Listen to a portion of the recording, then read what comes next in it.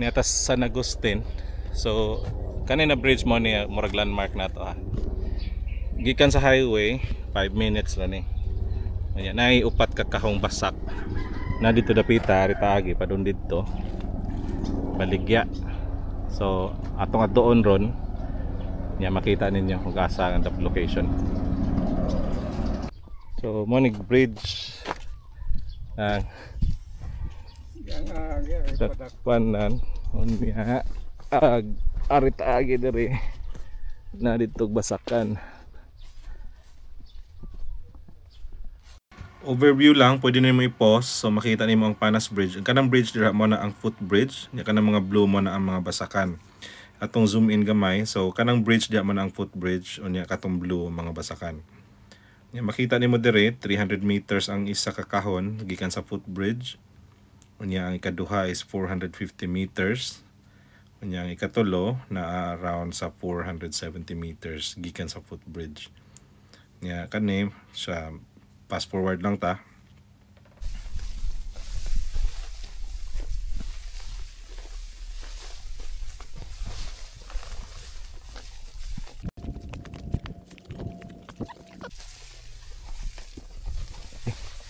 Maning luna duha ka kahon. Kani hinarvesta naman eh. So 500 meters na gikan sa katong bridge. Na tuwa dito highway. Mani siya. Pero napailain idungag baligyan ito dito amo pong adtoon. Monig pilmeron duha ka kahon. Monig ikatulong kahon. Kani unya agkatondo ka kahon tara to taray naray usa ka luna na bahin niya mo ni sa kadong kahon tara gyapon highway duol ra gyapon kag-ari agi murag 500 meters sa pud agion gi ka sa highway adto lang mitig agian latayan dito karsada ana de pay karsada diri mas duol mga 300 meters lang na di ako makapot na di kasada 300 meters pa so duol ra niya irrigated ni Sania pilay abot ani pa kada kwan karong karpinga 100 flat oh tanan pakwa is bullet na bullet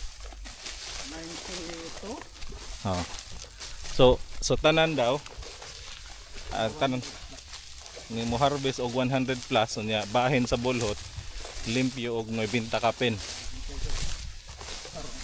karong ani ha gwapo ni og abot ato ta sunod na kahon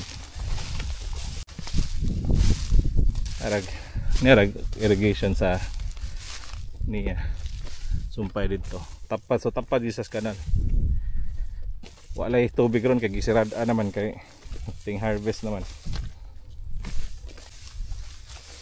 Okay, so monig usa ka kahon. So nasay nay apil yuta wala. Apil lang yuta diha dili. Wa. Basak ra gyud. Maning kahon na way lapod tawag yuta didto kanirang basaka. So monig ikaupat na kahon ag usa katong toy payag-payag nig katong duha katong ganihang una didto. Upat ka kahon tanan. Irrigated parehos kuan niya katong abot na mong giingon gani ha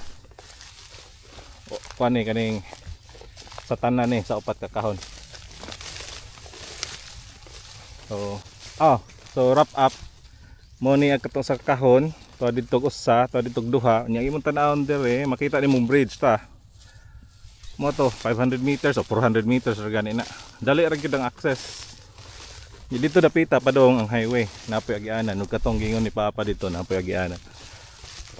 So tulo posible nimong access kung kamoy mo palit ani. Kung abot og 90 ka sako kapin. Limpyo. Ay kuan kanang humay. Okay, reason for selling, mo retire na Papa sa Basakan. So kung ganahan mo, contact lang.